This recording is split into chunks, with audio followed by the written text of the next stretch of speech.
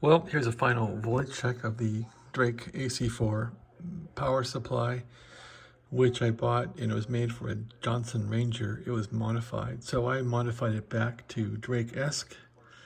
The gentleman had pulled out a bunch of the capacitors. He left this capacitor in, and I added this one. Anyway, it seems like it's working fine. I'm live now on a Drake TR4, which is being powered by this power supply. So now I can look at voltages and see how they look. Here's the B plus voltage here, and that looks to be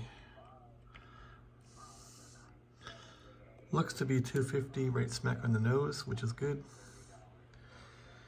So I'll take that.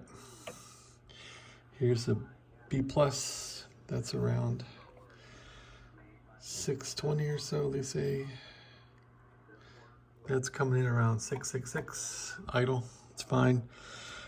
Bias, take a look at that. I got the bias cranked up. 73 is fine. So that's that. This thing is running.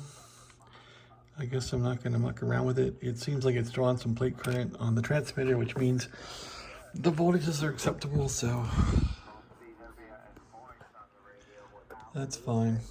There's a transmit here. Okay. Drawing a bit there, not a fortune, but let's see. Okay, yeah, well, she'll draw. Can I dip it? Let's see. Missing a knob here. A little bit of dip on it.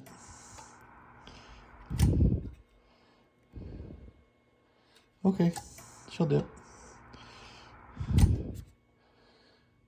Yeah, it's got a good dip in it, so that's good. I'm thinking this is a good story.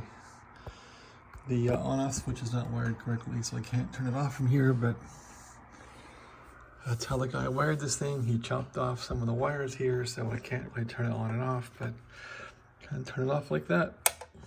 That's all she wrote. Thanks for watching. Have a great day.